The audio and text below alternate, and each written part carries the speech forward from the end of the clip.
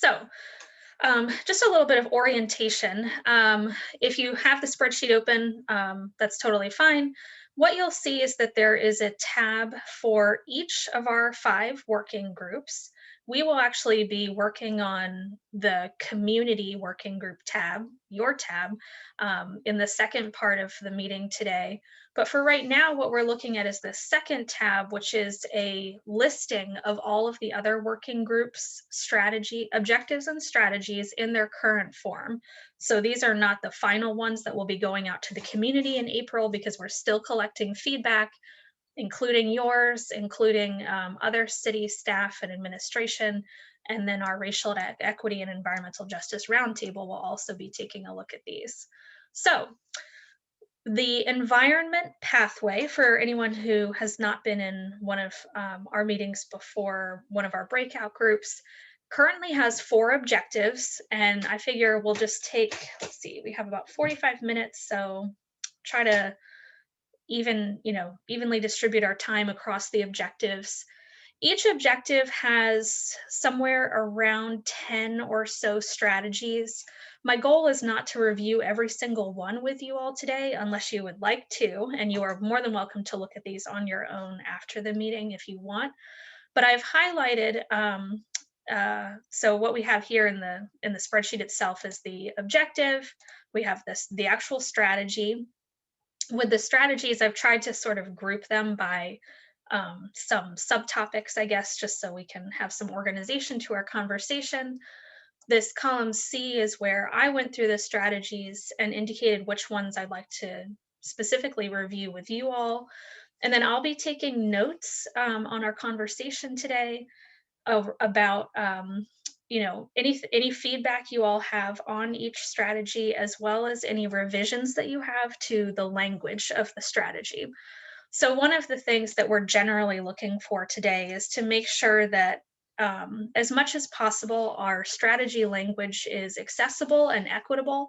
We know that some of these are addressing some technical topics, so that may not always be possible, but we want to be on the lookout for that.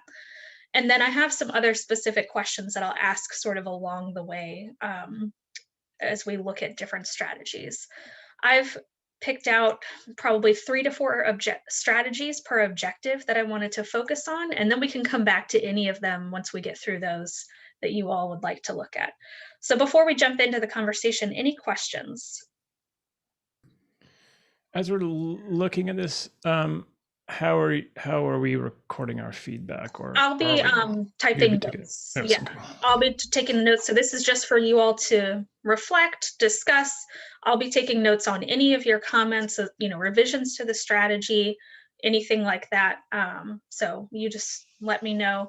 And also, if you think of things later, you can always email, Kendra or me or any of us, and we'll get the feedback to the right place.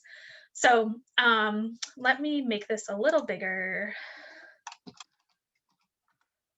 Okay. All right, so let's just jump in, and we'll kind of get the flow of things as we get moving. So, under the environment pathway, the first objective is about making sure that all residents have the opportunity to engage with healthy natural resources, spaces, and biodiversity. So this one is all about access, whether that means physical access, information access, being able to engage with processes to create new green spaces, all that sort of stuff is under this objective.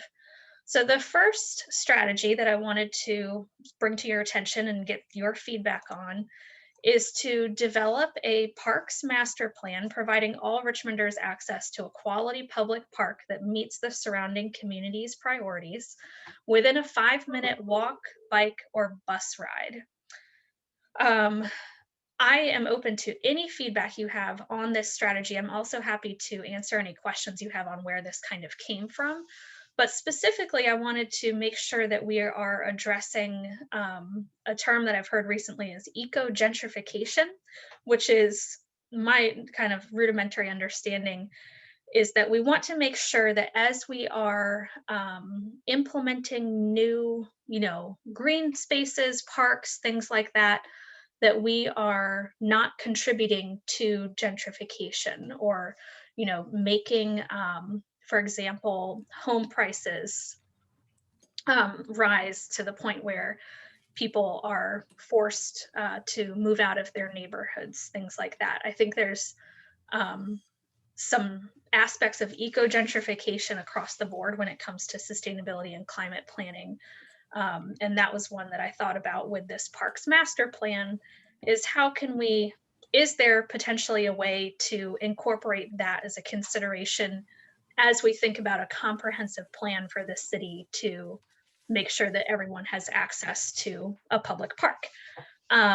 So that's my specific, question to you all, if you have any thoughts, but I'm also open to any general thoughts on this concept of a parks master plan, which goes beyond our current goal of a 10-minute walk for everyone to be able to access a green space, and includes multimodal transportation options of walking, biking, and riding the bus to get to a green space. Brianne, Yes, I'm eating lunch, so I'm not having my no worries. camera. But it's before you said it, that's exactly the same word that popped into my mind. So I was attending some of the films of the Environmental Film Festival recently, and so specifically the Verde project in Portland, Oregon. They had a film in that, and in that they talked about the risk of eco-gentrification, and to put a little more meat around that concept, they aimed to protect affordable housing and even create gathering and recreation space for those in mobile homes or federal projects, and to ensure that they did not displace poor residents.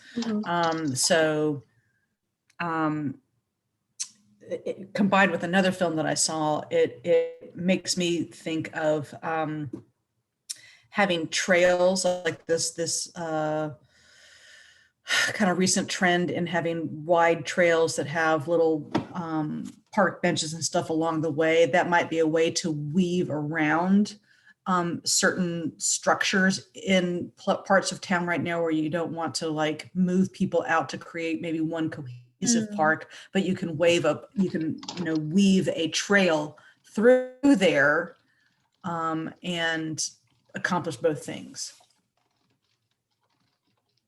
Great.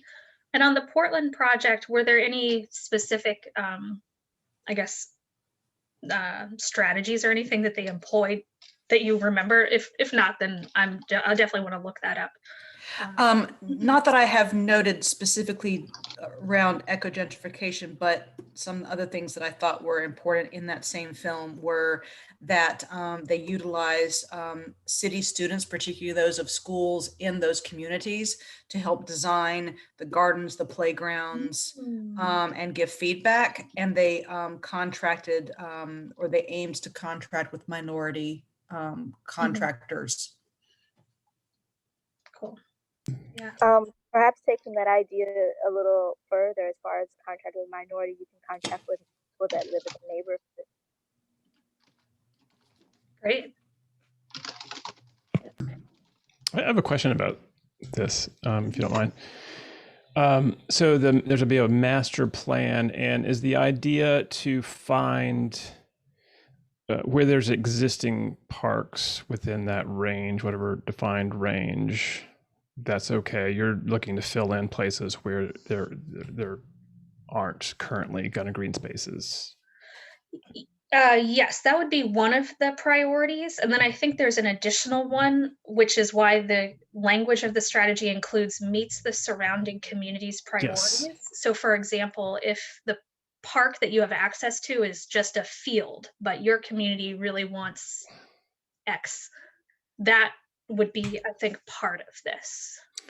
Is there a need for, or maybe the equity screening tool covers, I don't know, but of prioritizing that master plan and where these parks are created? So you mean location wise? I guess so, yeah, or kind of low income communities or Mhm. specific kind of equity targets where you might have a need for a park or a community priority in an already kind of well-to-do neighborhood, that maybe you prioritize the neediest or ones that in communities that we want to serve, Mhm. especially. Yeah, we had talked about that a little bit, but do you have, thoughts? Let's say we were putting together like a list of factors for, okay, these are the neighborhoods we want to prioritize. Any thoughts on what that might look like?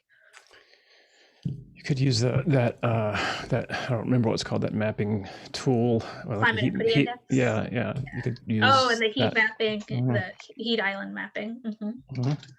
It's one factor. Historical investment, that's been.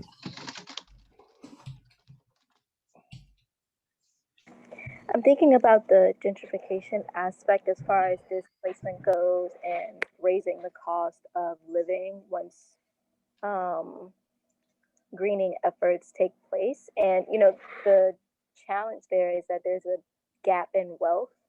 And so if you raise the assets that are surrounding a neighborhood that doesn't have wealth, like I don't have the answer to this, but I think a question that we can ask ourselves is how can we ensure that the community members that live there um, are financially benefiting from the projects that are taking place. So I think one of the things that we talked about as far as like hiring in the community, that's definitely an aspect of it. But what about those people that, they aren't able to be hired for various reasons? How can they also financially benefit from these greening efforts? Thanks, Trevon. Yeah, I think that's a good thought on that. I do want to keep us moving, but this eco gentrification thing is going to apply to multiple strategies. So I want to make sure that we capture any other thoughts you all have on that. And at the very least, it will be, a consideration. So, yeah. I just had a question about the bus ride portion, Hmm. because I know some of our like target communities have GRTC lines that run like every 30 minutes. And if that has been a consideration, because it says within a 5-minute bus ride, and what specifically that means. Does it mean once you get on the bus, it's 5 minutes, or does it mean that it'll take 5 minutes from the time you get to like a bus stop? Just maybe a little bit more clarity so that Right. it can't be spun, or, when you're telling people things, you mean exactly what you mean and people can't use it. Yeah, those are very different ranges. A 5-minute walk and then a 5-minute bike ride. It's a little further, and then you get to a bus ride, and depending on how you measure that, that's going to be a pretty long way. So maybe have a standard radius or something rather than transportation measure. Hmm. This isn't my area, but so I have a question about getting to the eco gentrification question. Is there a model for financially, I don't know, it's like kind of stipends or investments in a community in order to also kind of have some role in it, parks maintenance or upkeep or whatever? The Parks Department does have a workforce development program currently. We do also have. We'll get to these in the next two objectives on around the specific topics of heat and flooding resilience and how we maintain and operate assets, and including workforce development opportunities in those too. Does that address what you were kind of thinking about? I don't know, some revenue generation or something, I see. opportunities, Okay. so Yeah. if that gets returned to the community to build up again, this Brianne, is before we popping in leave, my brain. Sorry. go ahead, Anya. Sorry, before we leave this objective, I want to talk about, it's the second one labeled engagement. Yes. If that's okay. Sure. So I was attending There we go. the I Am Tourism Ambassador program through the convention center. And they have different maps based, if you want to hone in on a particular way to get to know Richmond.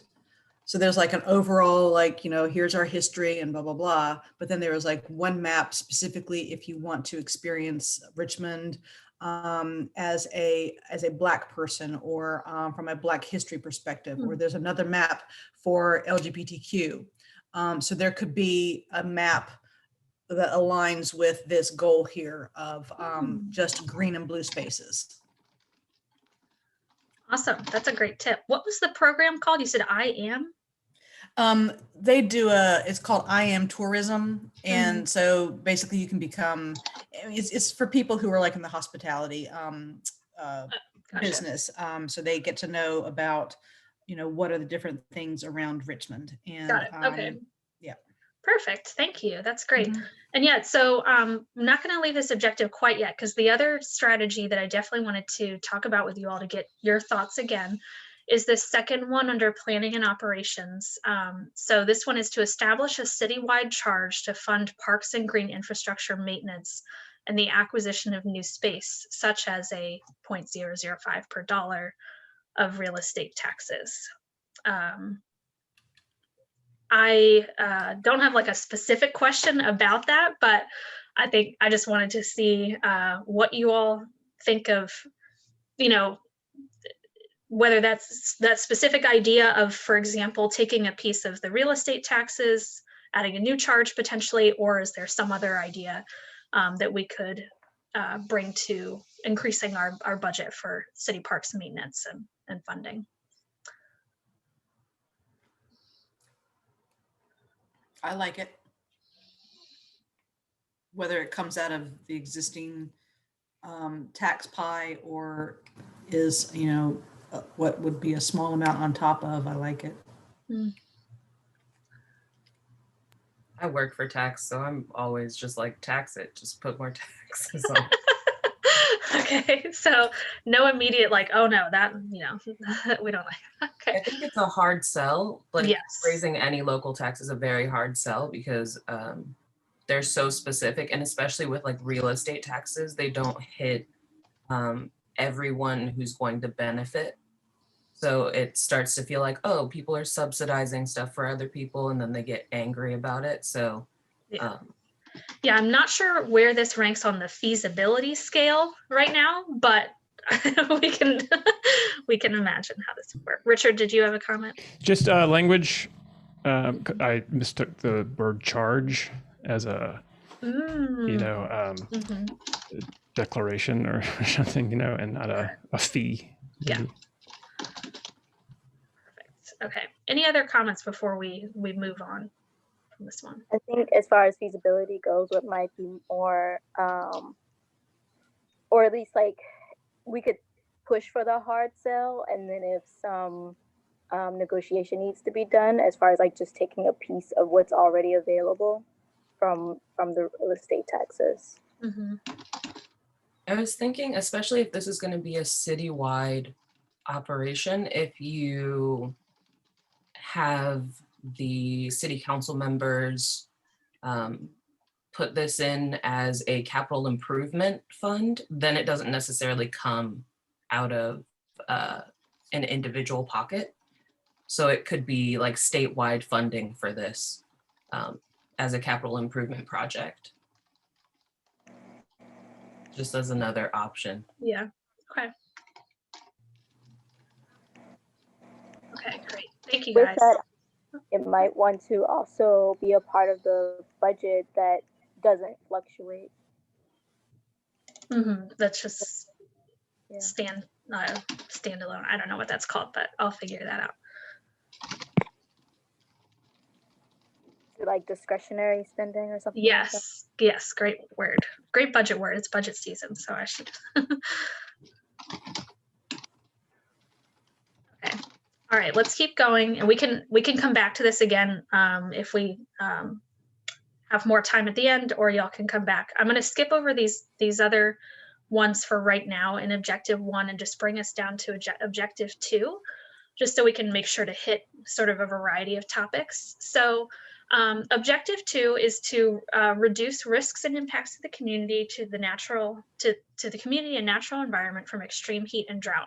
So this one and the next objective are about the actual resilience of our community to our climate impacts. So this is going back to the climate vulnerability and risk assessment that we talked about a few meetings ago now. And there were a couple of strategies under here that I wanted to get y'all's feedback on. So the first one is around water, and specifically water conservation as being part of the general, strategy to increase resilience, especially as we start to experience just generally less predictable weather, might include more droughts, that sort of thing. And so a strategy under this is to incentivize reduced water consumption by revising Department of Public Utilities billing structure and methods. So right now, I believe that there's like a sort of base charge kind of situation or something that, if you use up to a certain point of water in your household, you're going to get charged the same no matter what, I think.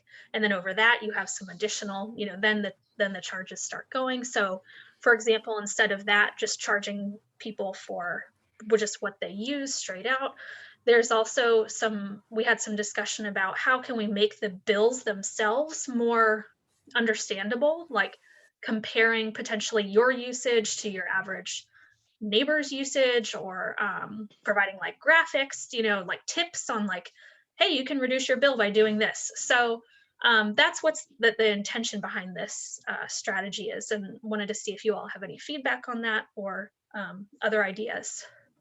No, I think this is wonderful. I actually live in a condo building, and we've had difficulties with our water bill over the last year because they only actually measure the flow of the water for like 1 or 2 months out of the year, and everything else is an estimate. And we were being charged numbers that just made no sense. I mean, way, way high. So yes, I'm all in favor of making it, actual usage, and then you learn from that.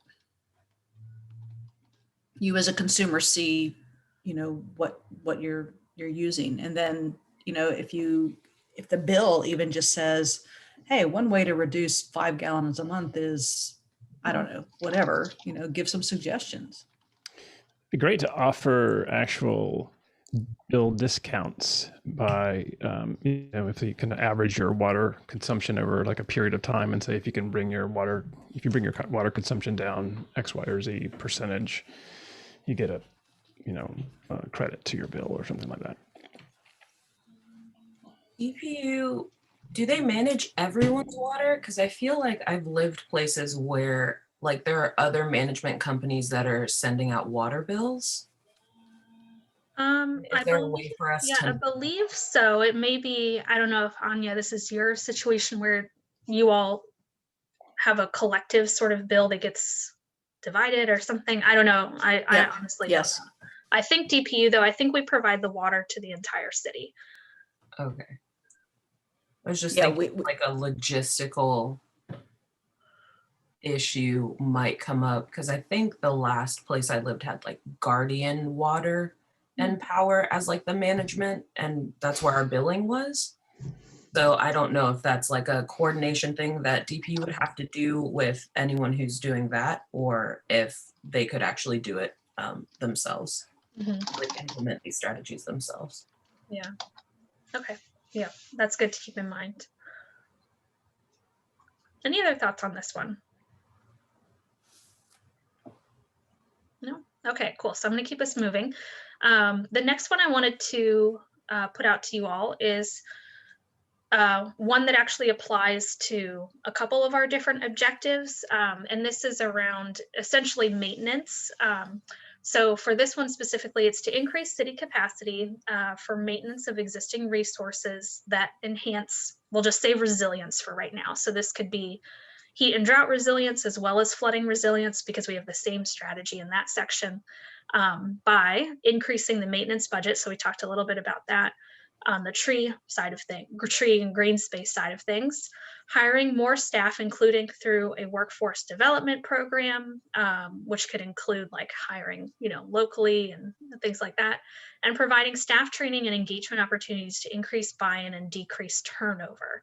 So this is specifically like city sort of operations staff, but also if there are opportunities to partner with community organizations, we want to take advantage of that as well. Any feedback on that strategy and or specific ideas within this one around essentially how to provide more maintenance capacity in an equitable way, I guess?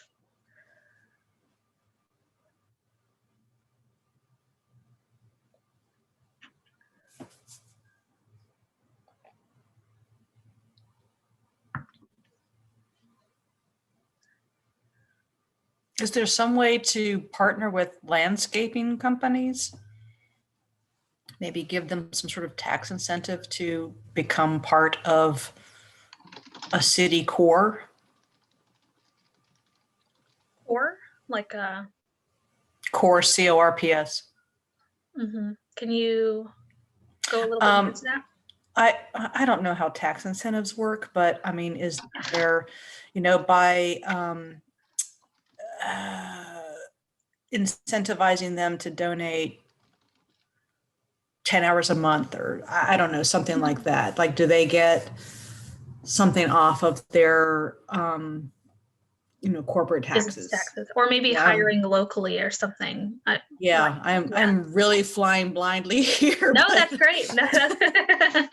Yeah, and it doesn't have to just be landscaping. I mean, there's probably several areas where we hire out private contractors to complete city, kind of maintenance infrastructure projects that we could look at for that kind of thing. And that could be both procurement side, business licensing, taxes side, stuff like that. So, yeah. Yeah, maybe their annual business license fee is waived, or I don't know. Is possible. These things do get passed in legislature, but they would be statewide. So they would have to be legislated at the state level, most likely, in order to, if we want to do tax incentives that are like, they could be Richmond specific, but you usually have to get like something in the code that says you're allowed to do so and so. It's not that difficult, but it is a consideration.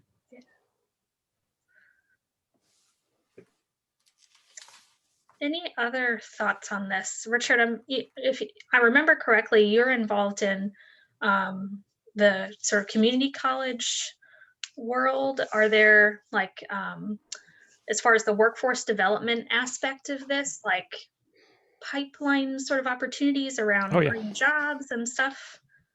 Certainly, I think that's what community colleges do, partner with kind of local businesses and governments to create programs, job, pipeline programs, stack credentials, things like that. That would be a great partnership. Great. Okay. Any other thoughts on this one? I'll keep us going. No? Okay. Process really quickly. I think just the process of working with the city can be burdensome to some degree. So if that can be made more simple, it would entice more people to get involved. Do you mean the actual like becoming a city vendor and that sort of thing, or more on the project specific side? I'm not sure about the project specific, but as far as like vending with the city. Yeah. Okay. And then as far as like the opportunities that become available through the city, I think it's a matter of outreach. So not just advertising through the typical means and like social media and things like that, but places that community members are actually likely to see it. So like through community centers and civic associations, so that it's more word of mouth to people that usually wouldn't get the information. Awesome.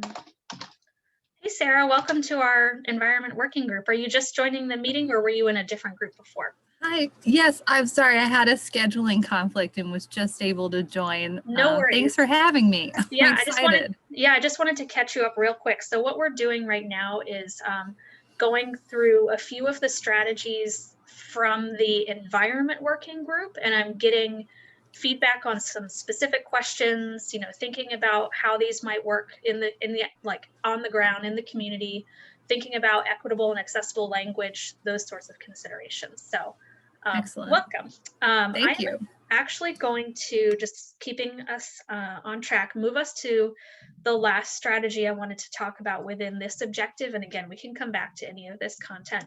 This one is to develop an urban heat island readiness and reduction plan with a focus on vulnerable populations and ecosystems. And so that's the general strategy. Within an urban heat island readiness and reduction plan, there's a lot of elements. Some of the ones that we talked about in the environment working group were things like mandating benches and shade structures at all bus stops, and providing essentially rubber stamped, like, hey, community, if you want to do a project or something like this to help us be more resilient to heat, you can just do it. You don't have to seek like additional approvals or something like that from the city. I haven't seen that before in another community, but like when I think of that, I imagine like a business putting up a shade structure in front of their, you know, restaurant or something so that people could hang out under there if they're outside. I don't know. You know, or maybe planting a tree or something like that. So there's a lot within this, but my one specific question I had was on this idea of focusing on vulnerable populations. And there's a lot of research to tell us like who is more vulnerable to things like heat related illness and all of that. So any additional thoughts you have on that, as well as any thoughts you have on specific, you know, ideas we might want to include in such a plan. So I'll let you all digest and then feel free to chime in.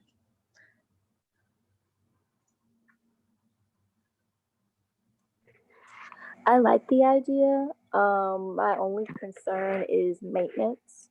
If it's not stated by the city, which I mean, I definitely love the idea, but if someone kind of just puts it up and it's not necessarily for a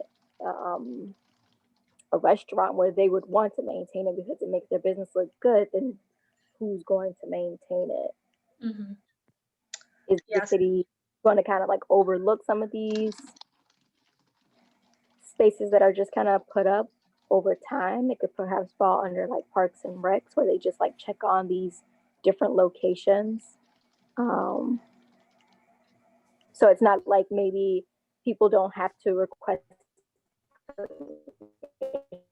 permission, but they can still submit where the inventory of where they should check on a regular basis. Mm-hmm.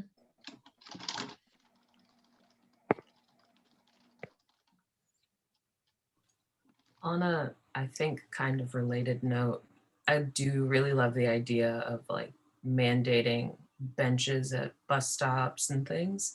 I'm wondering maybe if there's a way to expand that, because I'm just thinking like down in the 8th, there aren't even sidewalks. So if there's a bus stop with like a bench, where does it go?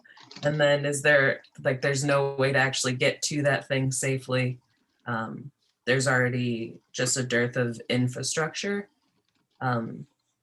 So if there's a way to bolster the surrounding infrastructure so those things are more useful in the more vulnerable populations, that might also be helpful. Mm-hmm. Yeah, I guess my question, what contributes the most to the kind of heat island problems? So lots of fewer trees. Yeah, lots of asphalt and right. I think the most scientifically, I don't know, but the two things are less trees, less absorptive green stuff. So lawns do not count. Trees, like other greenery, that sort of thing, more pavement. Those are the two kind of big things. There are a number of other factors that are involved, like building size, shape, position, all that stuff, but those are the two big ones. I have a question, a thought question hybrid maybe. So I'm really fascinated and I like this idea of the rubber stamp notion, like shade structure should be happening, tree planting should be happening. I'm just wondering if, like, I'm worrying that if that rubber stamping process, like all these projects are going to get done in neighborhoods that already have resources, like, oh, this neighborhood already has a restaurant that's like, you know, has what like high-end, diners, and they make, lots of money, successful business, like they're going to build out all this, shade structures, maybe a nice maintained tree outside the restaurant. And that's not a bad thing. That's going to help reduce like the overall heat island effect. But I worry that unless there's some way to fund and prioritize the projects in the most vulnerable communities, that actually this rubber stamp notion will widen existing inequities. While it is potentially making an impact on overall heat island effect, but it's making the inequities worse. Does that make sense? That makes total sense, and I think that is an amazing point, Sarah, that we hadn't. This is exactly why we're bringing these to you all. So that, not it's certainly true and depressing, and right now I don't have a solution for that, but we definitely want to at least think about it so that we don't make things worse. We're doing like a Hippocratic Oath type thing. Right. Yeah. If you do sliding scale, so if you do in the first district where you'd have Stella's or something that could just pop that out, no problem, they would be paying a higher share for what they're going to buy. But then if you have, I don't know, Croker's Spot down, if they need one and their resources aren't as great, you can have a sliding scale so that they're paying less. So you have the highest tier subsidizing the lowest tier. And then the middle tier is generally just this is what it would cost for normal amounts of resources if you just were able to afford it. This is the at cost price. And doing that might help alleviate some of the issues. I'm not seeing how these are are they heat island reduction tactics or more adaptation? Well, we're including both. So this plan would be readiness, like the adaptation side. So we need to be just prepared for more heat and also reduction. So yeah, I think these specific location-based projects would probably be more on the adaptation side of things rather than contributing to a lot of reduction of urban heat island. But you never know, Yeah. I do want to move us to our next objective, but any last thoughts on this? This is really great feedback. Okay, great. So third objective is essentially the same kind of thing. We are looking to reduce risks and impacts to the community and natural environment from extreme precipitation and flooding. So same kind of thing with the heat side, but now we're thinking about, okay, we're going to see more intense, more frequent, longer duration rain events. I would say precipitation because of the ice storms that we just had too, but most likely more going to be experiencing more rain, which leads to more flooding, both in terms of maybe riverine flooding, but also just localized flooding in neighborhoods. So we talked about this concept of eco-gentrification with the tree master plan. The only thing I wanted to note here on this first strategy is that one of the strategies under this part is to implement what is being developed right now actually through the Department of Public Utilities, which is a green infrastructure master plan. I think the same kinds of feedback that you all provided on eco-gentrification would apply here. Similarly, we have a strategy related to increasing capacity through workforce development programs and that sort of thing for, maintenance of these types of projects. So I'm going to apply what we discussed for those strategies above to these ones as well. And then one of the other strategies I wanted to talk about with you all is that the city has, if you don't know, a stormwater credit program where you can get a percentage off of your stormwater fee that you pay based on the amount of your property size and the percentage of surface that is impermeable to rain. Impermeable, is that the right word? I don't know. Paved surface, roof surface, deck surface, that kind of stuff. We have a stormwater credit program that will allow you to reduce that charge if you do things like install a rain barrel, or take out your driveway and put down permeable pavers, or I think there's a number of other strategies. So the actual strategy around this is to market that program, because it does already exist. It can help people, reduce their fees. It's not a huge fee, but it, is something that can be reduced, so that more people take advantage of it. And that also helps with, absorbing more of this rainwater that's going to fall and that sort of thing. So in general, any feedback you all have on like how to get the word out about these types of programs that the city has would be helpful. Because right now, I don't think we have that many people taking advantage of this. So again, my condo association, every 5 years by law, a homeowners or condo association has to do an assessment of their common areas and plan for maintenance. Okay, so we literally had ours last week.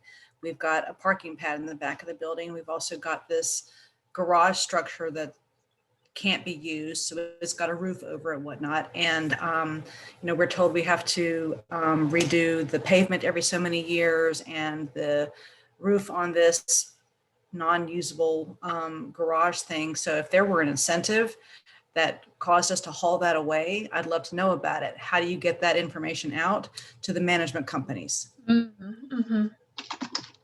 Is that who's setting those rules to do the evaluation and like saying? No, that assessment apparently is Virginia law. Oh, I see. Gotcha. Okay. But it's the management companies of, apartment buildings and condos and neighborhood associations that are reminding the boards that, hey, it's time to do it. And if they could be reminded, go straight to those management companies as well as to the inspection companies. Inspection companies, yeah. On an individual level, I was thinking like Girl Scout cookies, but in front of like Home Depot and like Lowe's, because that's where people are getting stuff for like home improvement projects anyway. So is there a way to just like set up a table and be like, hey, if you go in there and buy these things and change your house to look this way, you're actually going to be saving money in the long run, like doing outreach when we're allowed to do that again. Yeah, exactly. Outreach strategies like that. Awesome. Yeah. Be great. I don't know how this isn't really outreach necessarily, but for to provide an opportunity for people who may be interested, because I see that too on my bill, right? Like I just don't know where to start. So maybe free estimates, or you can have a home yard evaluation or something where you can get an idea of some of the things that you can do. That's true. Yeah, I think it can be daunting, even if you look at it like the brochure for this program, it has all these ideas, but you're like, oh. Right. One day I'll get to it. Yeah, maybe like an easy start one pager that comes behind your bill. I know like gas bills and stuff always have a bunch of stuff behind them. So maybe just adding another thing. Yeah. Awesome. Any other ideas? No? Okay, well, thank you guys. This is super helpful. So we have, I think 2 or 3 minutes left. I had a couple more things that I wanted to ask you about specifically, but or to draw your attention to, but let's just take this time. Is there anything that we've talked about that you all would like to come back to, or any other thoughts you have generally on like any of this stuff related to the natural environment and things you want to make sure that we consider? This is not the end all of the strategy development phase at all, but I just wanted to make sure you had an opportunity to just throw things out there, no matter what they are. I guess it's maybe more of a question of when because you did mention, I guess, language or wording this, and I don't know if we're supposed to be, because we didn't really talk a lot about that, looking at the strategy description here for its, I don't know if it's a public sharing kind of strategy. Is that the angle that we're looking at it? Yeah. So I think we could probably look at it a little bit more closely on some of the terms that might not be fully understood by average Joe. And one of the things we're working on, you can actually see it in this spreadsheet, is a glossary list of terms and concepts and stuff that we've recorded over time as being like, we don't know what they are, or like the average person might not know what they are, or whatever. So we are going to be putting that out with the draft content when we do the community engagement as well. But that's definitely something that we want to hear feedback on too, is how generally, how can we make all of this more accessible? So.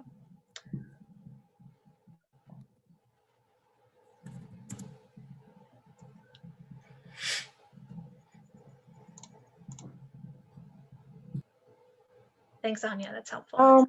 Really quick, I don't remember where I saw it, but I think, there's a lot of talk about adding more trees to the landscape, but it takes time for trees to grow or for them to actually be beneficial to urban heat islands. So there are like bushes and other shrubbery that is very beneficial as far as like capturing heat.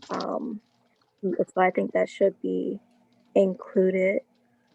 I think I saw somewhere there was like a joining with enrichment, so that if people want to reach out to them and get trees, it'll be easy. But I think we should also be able to reach out to them and get other things that might be helpful, even regarding like that stormwater, just like materials for your home or community that could help with some of this resiliency.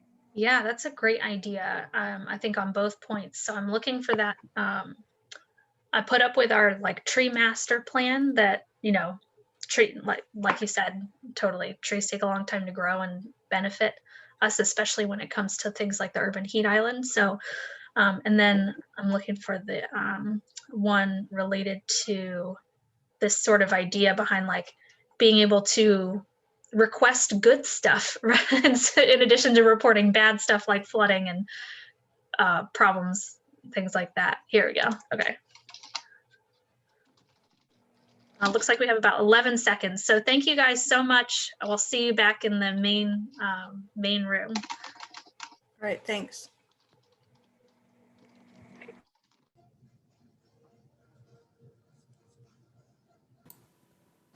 So James, that was pretty funny. We started and ended on the same point.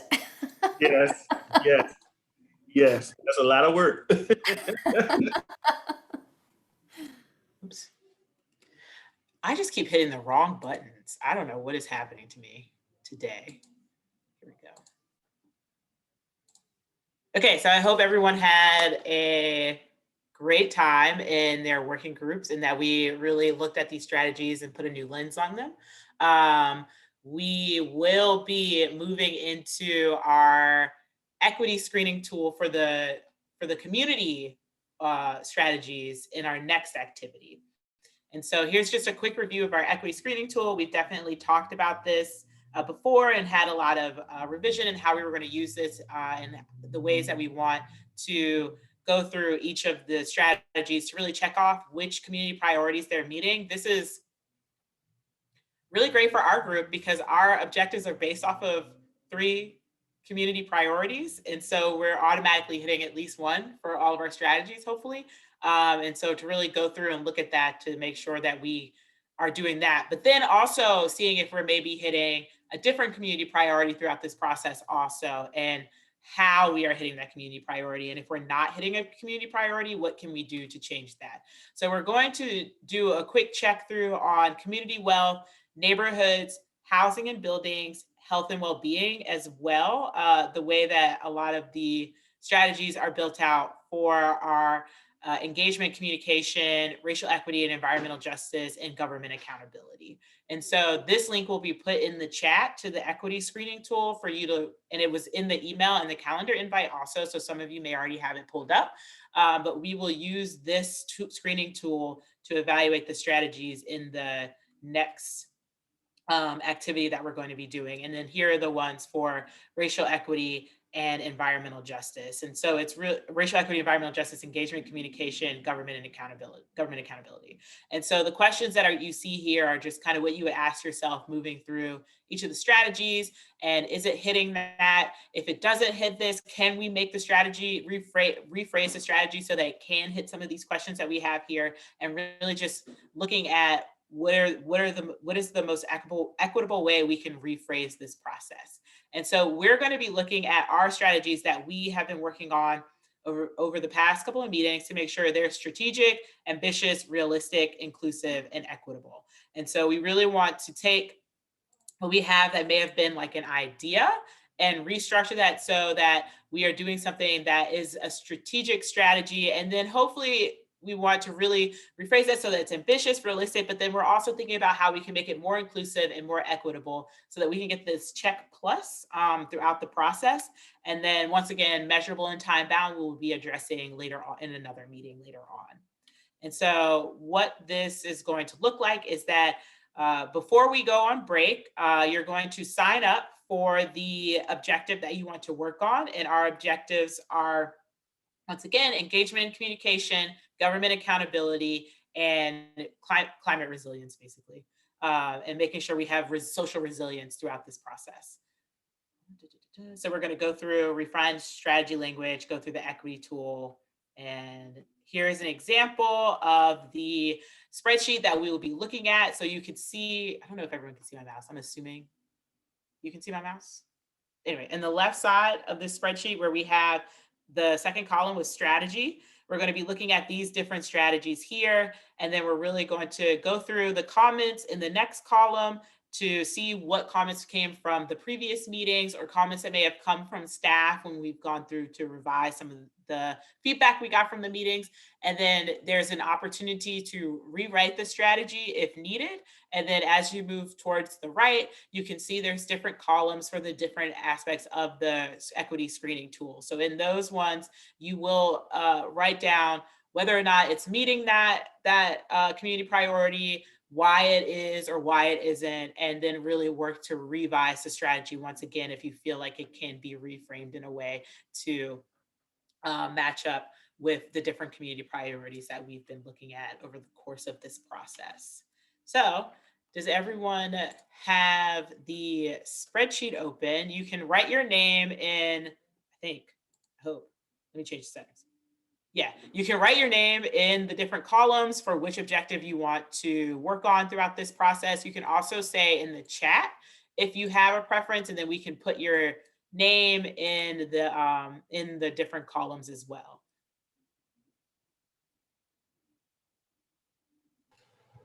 Can you show the options again?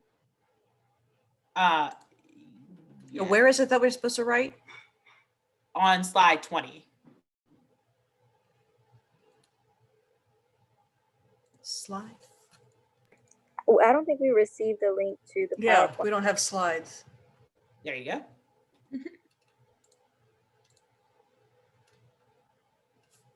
And so our objectives are communications, accountability, or climate resilience.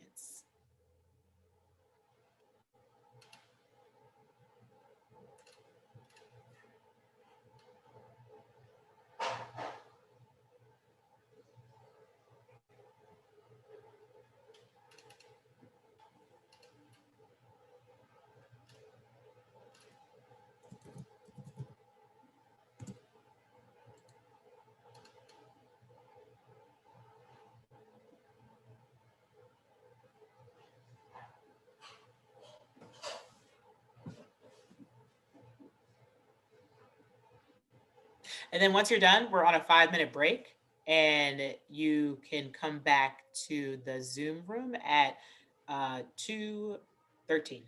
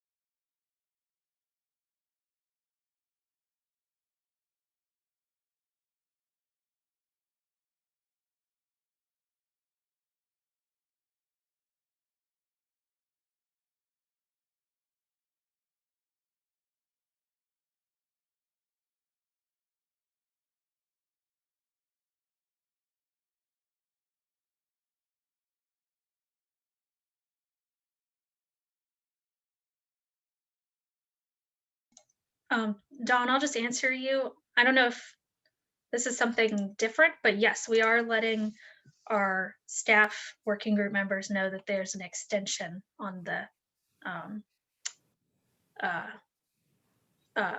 feedback period. So like, I just replied all to the one like I sent to the environment folks and said like, hey, just a reminder, please do this. And also you have until Thursday at 9 a.m. Okay. Yeah.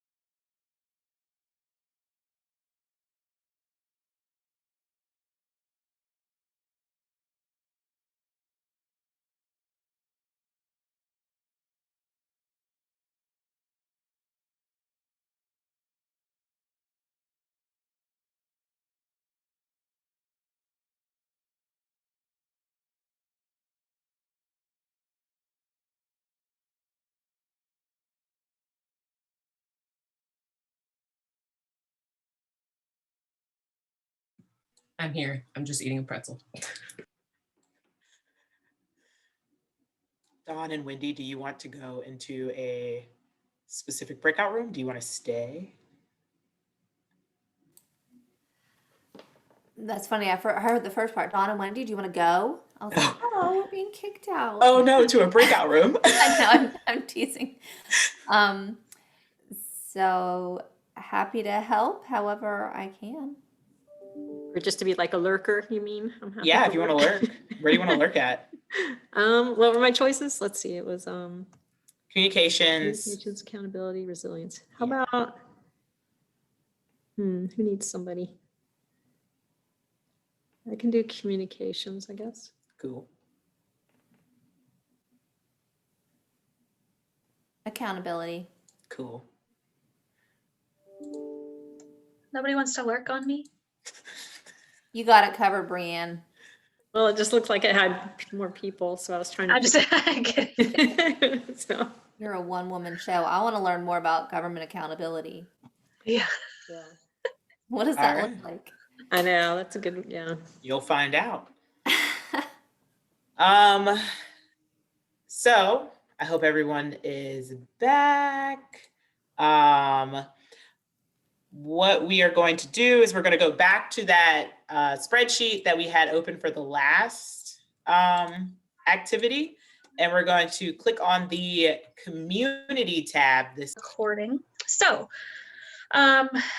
let's see, picking up where we were at the last community working group meeting a couple weeks ago now, we had added one new objective around increasing our community's social resilience to climate change. And just as a reminder, this was because we realized, with our other working groups, we were focusing on climate resilience, so resilience to things like extreme heat and flooding, for things like our infrastructure and our natural environment, and how to build, structures that could help us be more resilient, plant more trees, all of that. But then there's still this social element to, community cohesion and wellness, health, things like that, of resilience to climate change that we wanted to make sure that we addressed in our plans. So that's where this objective came from. I'm going to share my screen. So if you want, you can have the spreadsheet open on your own. I'm going to share my screen just so we are on the same page as far as which strategy we're talking about. What we're going to do in the next half an hour or so that we have together is go through the draft strategies that we have under this social resilience objective and think about how to make them more strategic, essentially. So make them actual actions that we would want to propose as part of RVAgreen 2050. And what I did in preparation for this was jot down some notes for specific questions that I'd love for your all's input on. I'm going to be taking notes on this spreadsheet throughout our conversation. So this is really just an opportunity for you all to discuss and provide your input. And if you have any additional input after this meeting, you can always come back to this or email us or anything you'd like to do. So just to jump right into it, the first couple of ideas that we had at our last meeting were around strategies related to people experiencing homelessness. And we started, I'm gonna actually make this a little smaller. Oh, never mind, I can't do that. We started thinking about how, at the last meeting, how we could increase the resilience of this specific population as we think about, the fact that we are going to be having more extreme heat days where it's dangerous to be outside, especially if you don't have some sort of cooling infrastructure around you. Or we're going to have extreme precipitation, maybe in the form of ice storms, who knows? And so we came up with, some thoughts about how to potentially start thinking about our houseless population, and how to make them, how to engage and protect them during these types of events. Essentially, my question to you all is if you have any specific ideas about,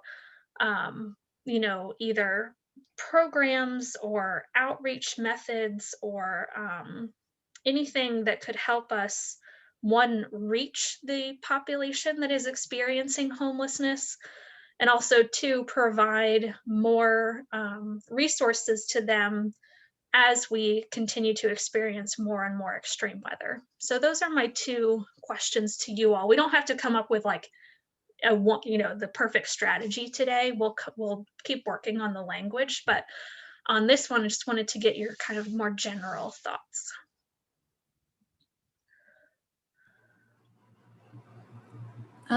As far as reaching the houseless population, I work like half a block from the Daily Planet, which, are you familiar with their operations? They're an amazing organization, and I apologize, I'm not familiar if there are other organizations doing something similar, but I know that they serve a lot of their patients are without houses. So looking at organizations similar to the Daily Planet, and I think they provide a really like holistic way of interacting and supporting the people who come into their clinic, nutrition, dental, mental health, physical health. And it's like, I'm sure within their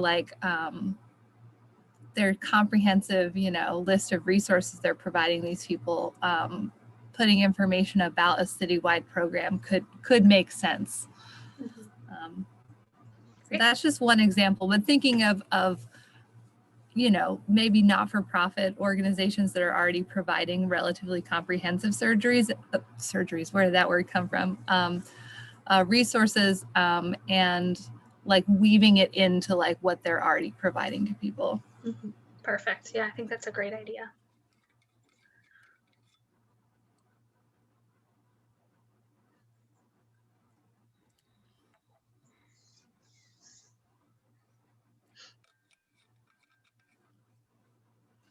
Oh, I was trying to say services. Sorry, I just figured out what word I was trying to actually say.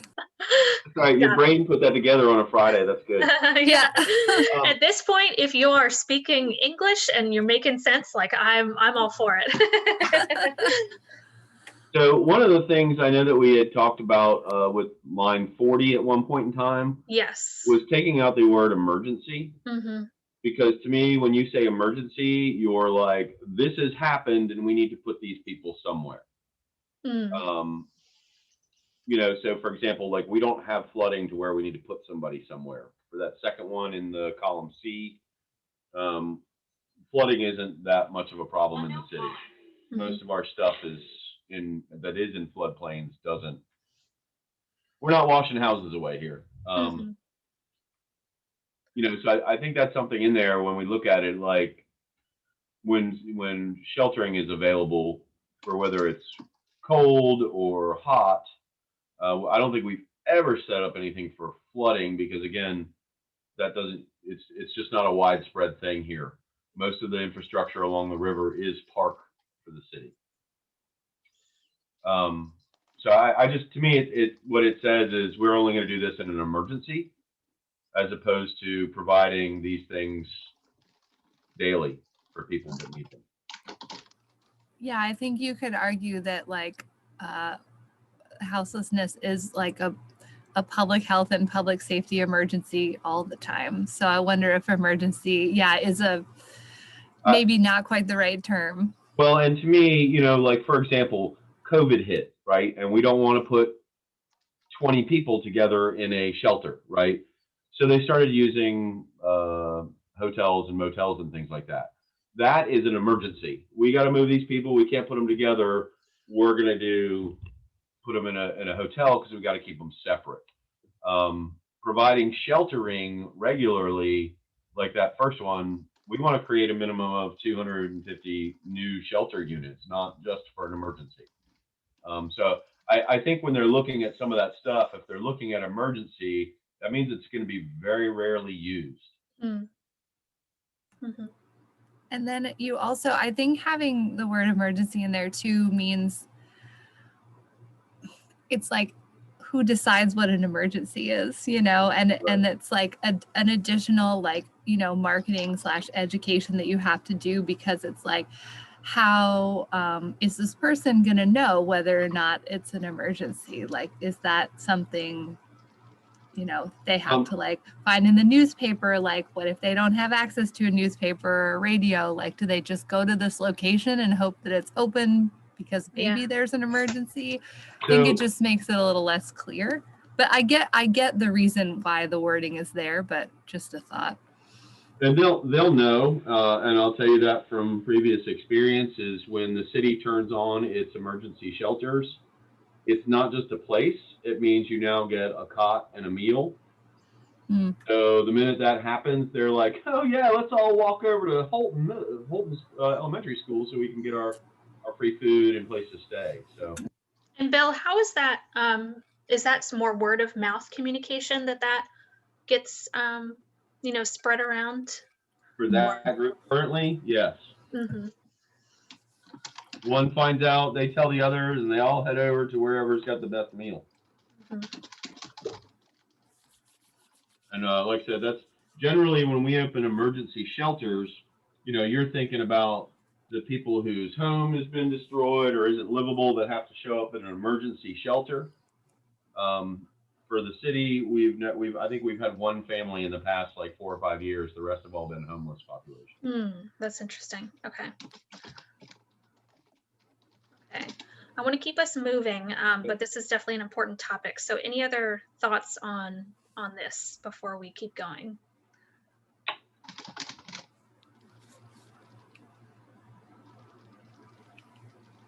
Okay, so going down the list, we have another draft strategy to develop a program to explicitly address the human health impacts of flooding and extreme precipitation such as mold. You know, I don't think there's, you know, this one is one where we could potentially make this more specific. Are there, you know, types of programs out there we could link up with on this? Any thoughts along those lines? I just want to know how many people have been that affected by flooding. Because, you know, like I said, that's something we deal with regularly in our office. There are government programs. Right now, we only have like one severe repetitive loss property in the city, and it's commercial. So I get it. We want to make sure we're protected, but our low-level flooding and low-lying flooding, we've not seen a lot of insurance claims or complaints from people that their house is continually flooded and then it's ruining their quality of life. Mm-hmm. I think that also has to do a lot with folks not even knowing that they can even complain. Yeah. I've talked to a lot of residences that definitely have mold issues, and some of them have now been lucky enough to be able to water insulate their basements, but if not, they had continuous leaks inside. And that's a very good point. It's on who complains as well. I didn't even know you guys had that offered. Well, I worked at the state on this program. It was very heartbreaking because you'd go to a community where it's an elderly couple that's been moving their furniture from the first floor to the second floor over the past 25 years, and now they can't do it anymore. And it's like, sorry, you don't have a history of loss because they just fixed it themselves. Mm. And Melissa, in addition to this, people not knowing that they might even have a resource to go to, and this is for anyone, I guess, is there also potentially that people might not even know this is an issue until, you know, they actually like see mold, or I don't know, that might be on more of the buildings and energy side of things, but that came to mind. Really weird, because people will tell you when you go into their basements to not stay there that long because there's mold down there. Yeah, and yet they don't know what else to do. You know, like we've heard stories of people being like, well, like a mini sinkhole opened up in my front yard and I fell in. And then they're just like, yeah, but you know, we just filled it in and that was like the end of life. Like, once again, they're like little holes, or like, now I'm thinking of like the Belmead, Oak Grove area where it's just like, you can just like, they know that their pipes are probably broken underneath their sidewalk, and that's why it's just continuous leaks no matter what time of year, whether it's raining, drought. And they just don't even know who to report that to. I think following in that too, looking at like developing a program, maybe that's where it's kind of sticking is post. This is all post impact, right? You have to have had something happen for this to come through. So I think expand public outreach post storm event to ensure residents have all the tools they need, something along those lines. You guys get where I'm going to? Yeah, I think that's great. Because all right, so what if it's snow? You know, this doesn't cover heat, just flooding and extreme precipitation. Well, I think we could expand this beyond, you know, we don't have to keep, this can be, we can expand this, I think. So yeah, well, that's where, like I said, I think there's a way of saying this where it's ensure, like you said, it's a public education piece. Make sure people know about the programs and things that are available to them post storm impact, to ensure that they, you know, that is a resilience piece from our view, is that, you know, the less work people have to do to their homes, the more resilient we are, the better they can get back to normal. Yeah. Regardless of the incident. Great. Okay. This is all perfect, and I just want to keep us going so we don't run out of time. So the next strategy is to identify community facilities to serve as resilience hubs and update systems to be more resilient. So I didn't include my notes here, but I remember from our discussion last time we were talking about this, resilience hubs can mean a variety of different things. In some other cities where they've implemented these, these are places where people can go for all kinds of information. So like what to do after a storm event, all of that, all kinds of information about how to make their homes and their community more resilient. And then as far as updating systems to be more resilient, we had actually talked about last time that these places should in themselves be resilient to, things like storms and extreme heat and whatnot. What I wanted to ask is, in addition to anything you all would want to add to this strategy or any changes you would make, do you have thoughts on how to identify where these facilities might be? Like, is an existing community facility a good fit for something like this? Something along those lines.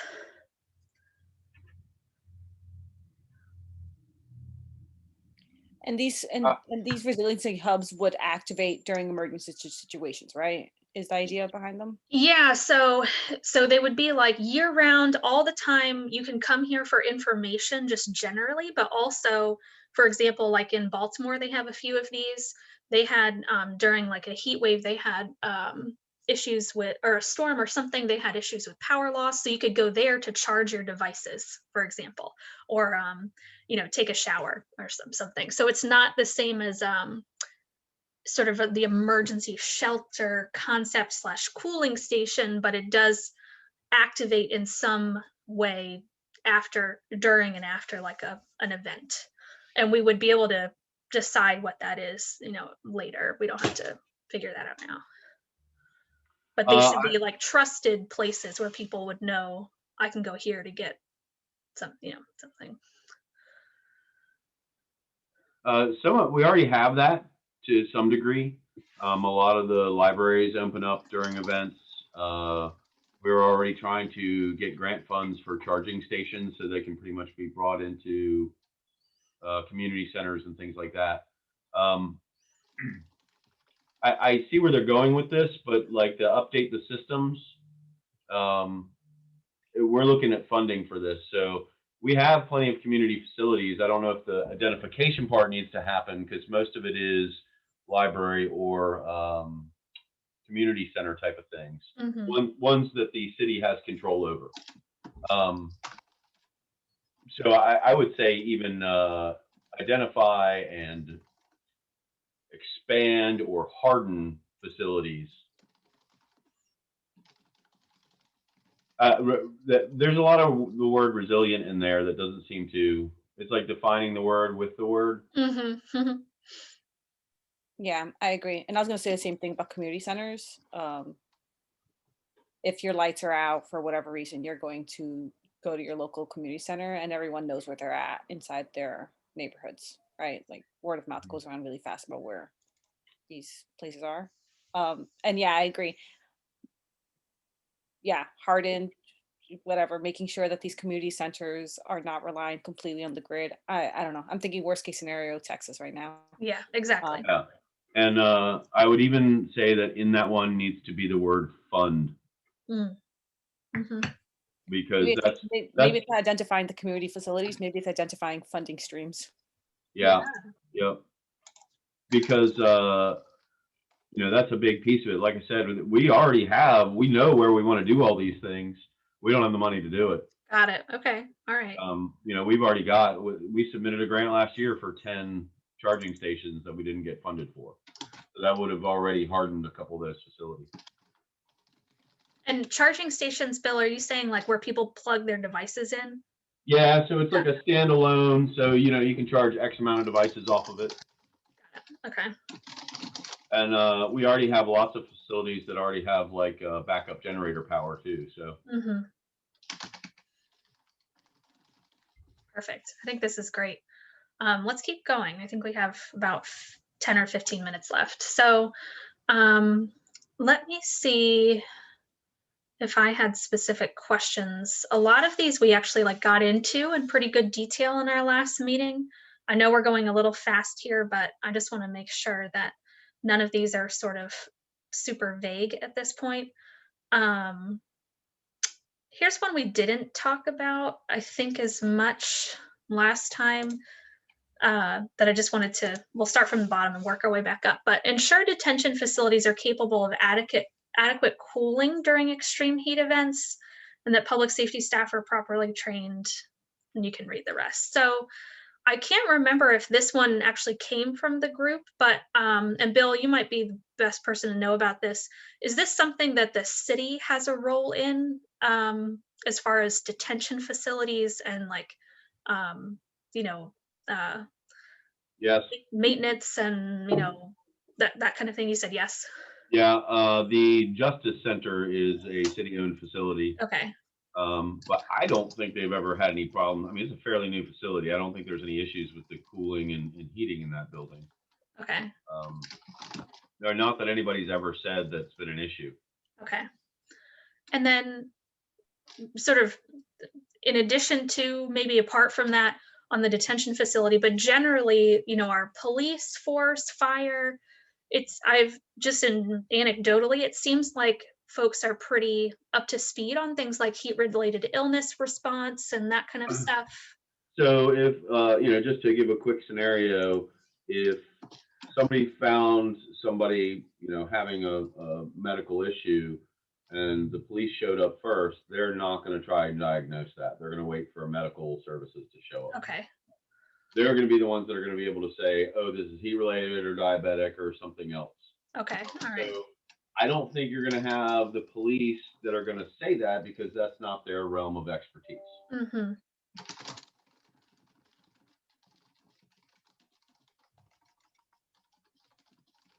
So, I know that's one of the issues when we start talking about bringing in, some calls would be better taken care of with mental health staff than untrained law enforcement or something along those lines. And it's one of those, they're still going to show up and make the determination on who they need to call to help that situation. Mm-hmm. Okay. Good to know. Any other thoughts on sort of this public safety realm, and doesn't have to just be heat, but sort of the response on health related or, sort of the human element within the social resilience sphere?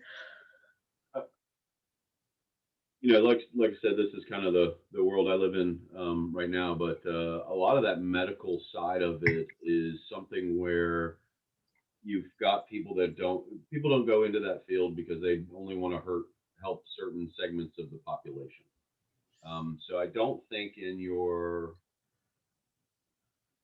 some of that side of public safety, most of the folks are there to make people's lives a little bit better, if that makes sense. Where to me, where we have our disconnect is departments and city partners like GRTC and others, Dominion's another good one, is making it so that there's more buy-in and understanding of how we work with those emergencies. Mm-hmm. Instead of us looking at that immediately during or after an emergency, so that there's more of a plan and better education towards it. And I'm guessing the Justice Center does have backup generator capacities, right? Correct. That aren't in the basement. Just kidding. Yeah, and that's why, like I said, with that one, I don't understand what they're talking about because it's not like the precincts have their own little tiny jail in them. That's not how it happens. Everybody goes to the Justice Center and it's processed. The only other time that I wouldn't see that happening is if it's like a big special event. So, for some of the Trump train stuff and things like that, they have a separate processing center set up. So they're not doing that all at the Justice Center, and they can process people and then take them over there. But again, that's usually in like a tent or the Arthur Ashe Center or something like that, where I don't think that's really an issue. And that's pretty rare, I'm hoping, assuming. Well, not last summer. It was pretty popular last summer. Okay. We hope it's not something that's regular, but I think with the history of the city that we probably will see a lot of this happen over the next couple years. Mm. And that's something too, just from events that we've worked in the past. Heat is definitely one of those things that's taken into account.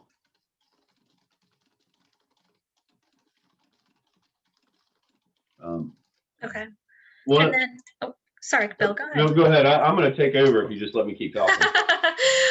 Yeah, we might have to have like a one-off meeting, but I was wondering, last question on this side, more on the Like, do you all feel like the community has a sense of who to call in the event that, for example, they might be having a heat related emergency? And I guess if it's health related, then that makes it a little easier. But like for example, I know in like the Southwest United States, there have been some issues with people who they don't have air conditioning or they don't have adequate air conditioning, and they kind of sit in their homes, and people have died that way, because they don't know that they should be getting some help or something like that.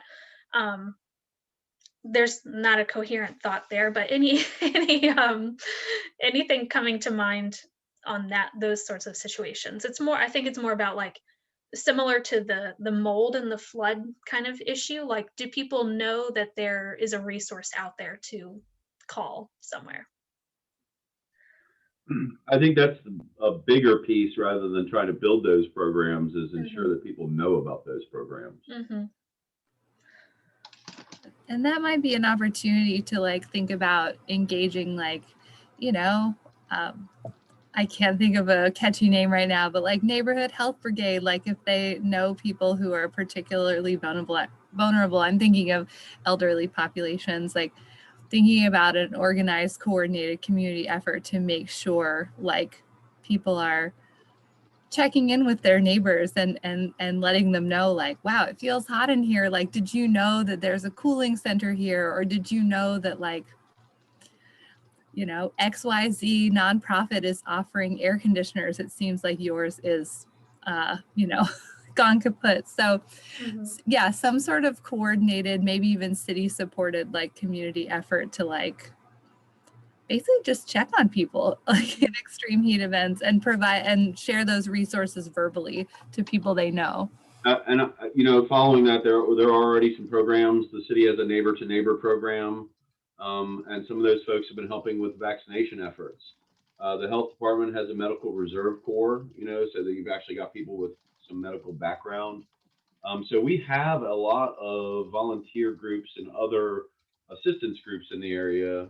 A lot of the times it's getting one resource met up with the other one. Mm-hmm. Right? That's how I explain my job to people. What do? I tell this guy that I know a guy, and then I have them talk. But yeah, so that's a big piece of it, is making sure that we're not necessarily developing, but we're making sure people know of what's already available to them. Yeah, great. And Melissa, I saw you unmuted. Did you have a comment? Yeah, I guess my main thing is same thing, like where it's like I've talked to a lot of people who say that they have no issues with heat. And then when I tell them how they keep cool, they say they run a fan, like their ceiling fan, and then they just don't move inside. Mm-hmm. Like, and that's all they do because they don't own an AC.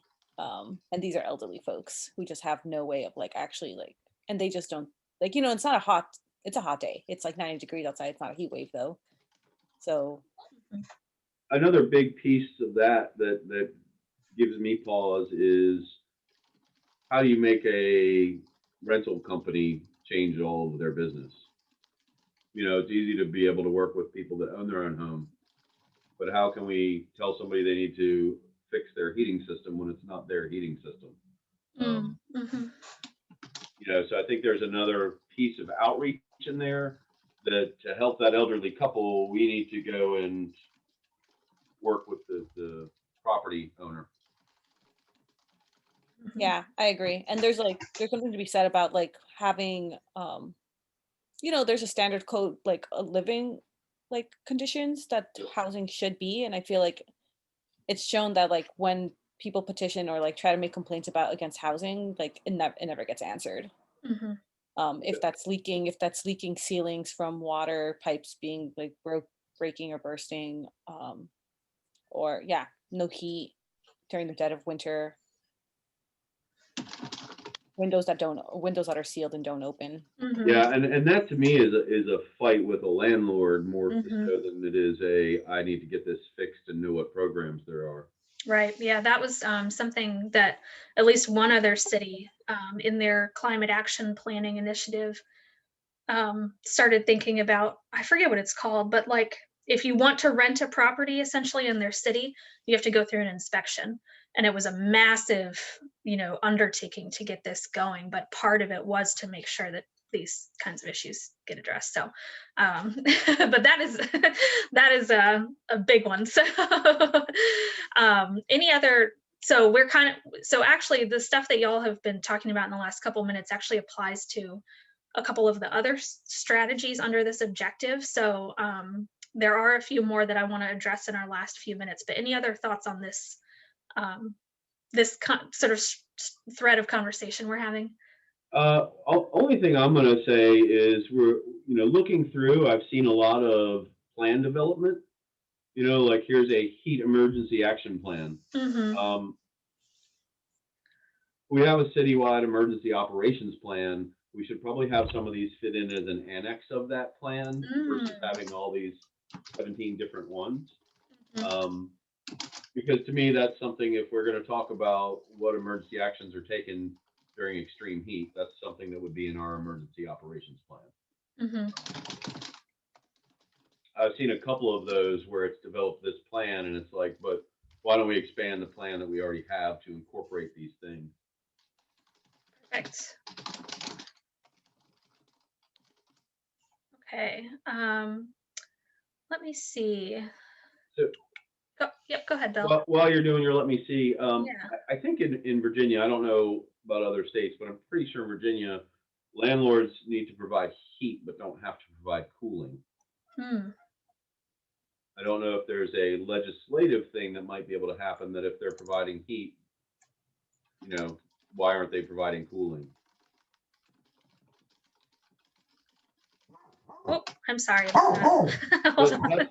That's why you see like a lot of window units when you go around the fan, because a lot of those don't have central air and they don't have to provide it. And I know they have to provide heat. It's the same rule in New York.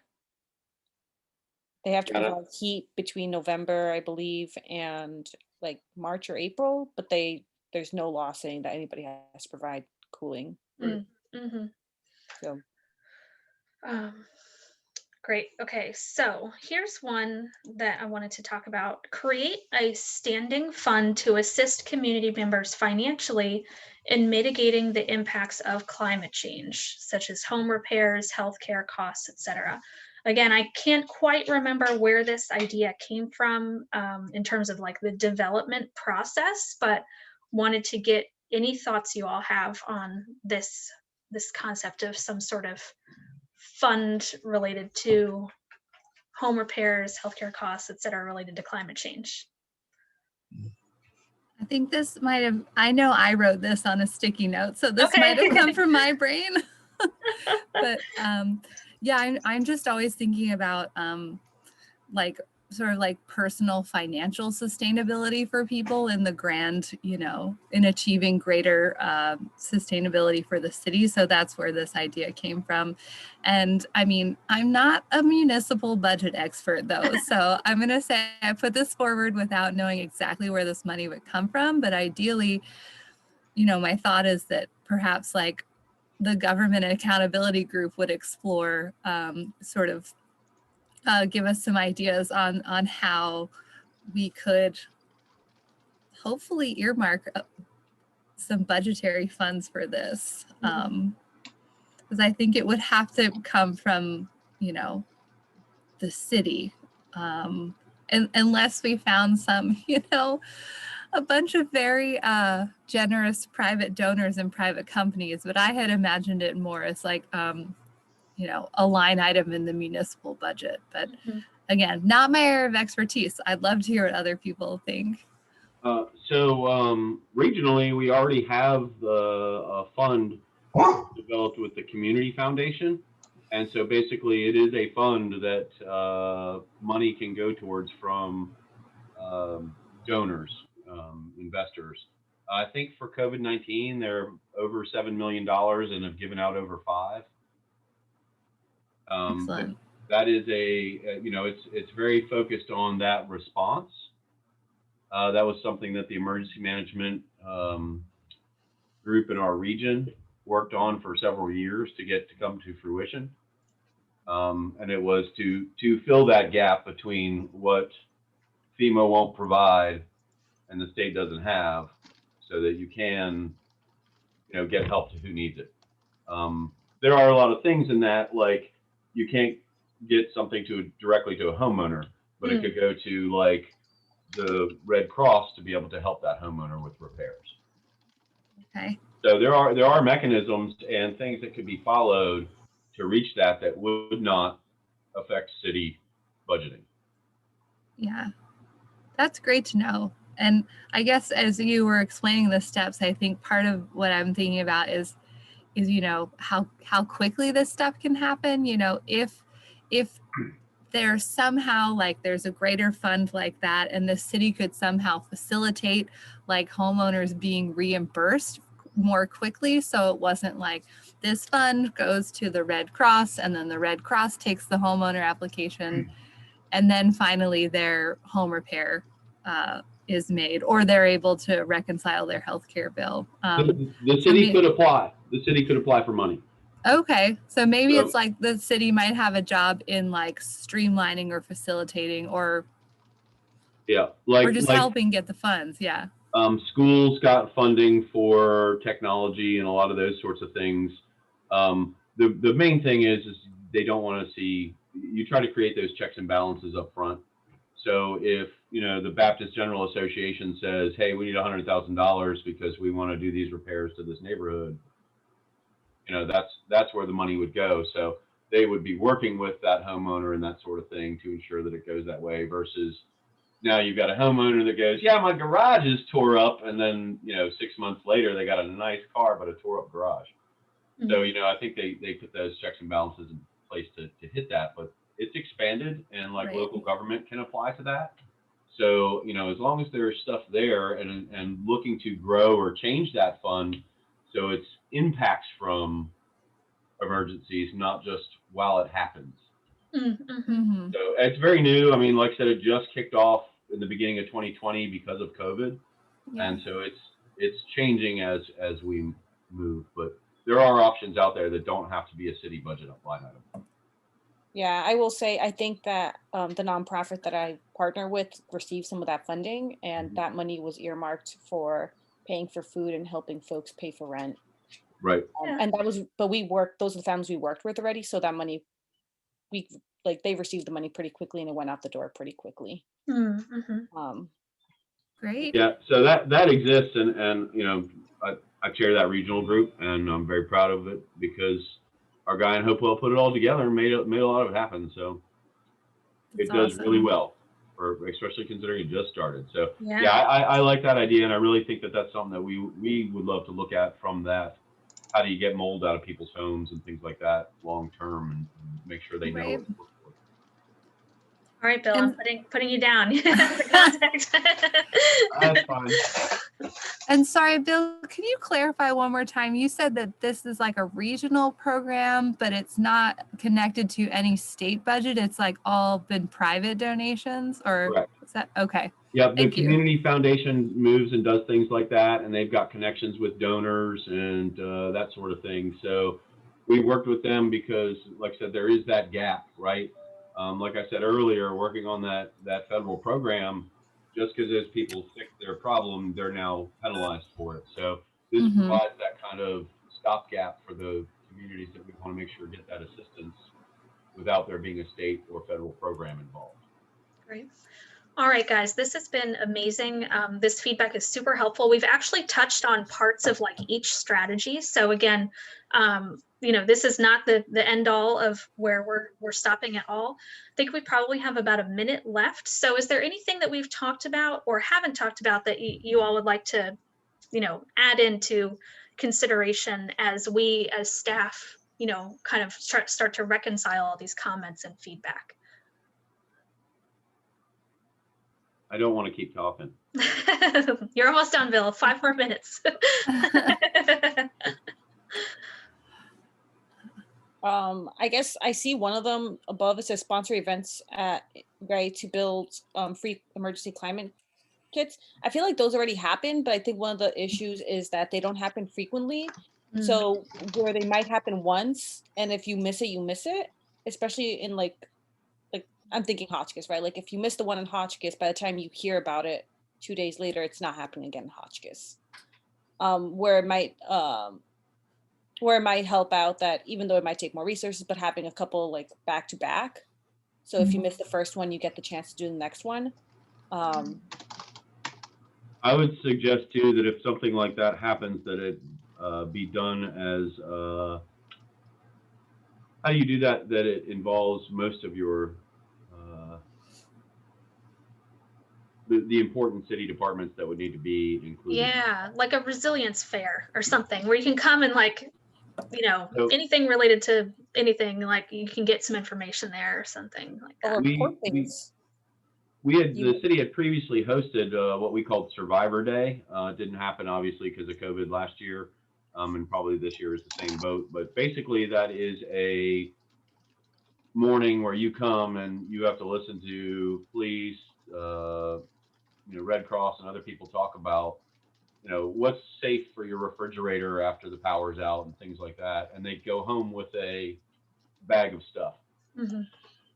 to help build their emergency kits. So Yeah. I really like that idea. We've been trying to work on ways how we can expand that out to the housing community in Richmond as well. Just money. What were you going to say, Melissa? What was I going to say? Oh, I was going to say that if you could get a lot of these apartments in the same fair, then maybe that's a way that people can report issues that they're having. Like the sewer is broken. There's a hole that's opening up in my street that's about to swallow the car. Until the car falls in, though, they're not going to do anything. But like things like that, like Yep.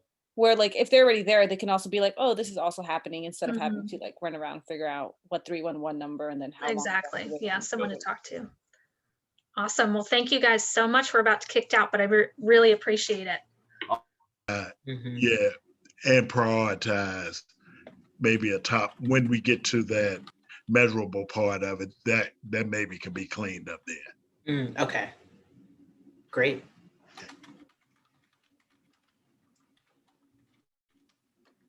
Yeah, welcome back, everyone, to the main group. You came in at the end of our discussion. You got to hear how we were going through this.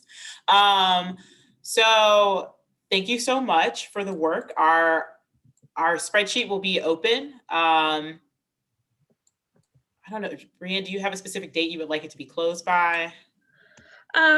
This is really throwing off everyone else's. Yeah, two things I'm going to do. I'm actually going to reopen it because we had closed it to comments. So if you all have access to the link, I'm going to change the sharing settings so you can go in and add your comments.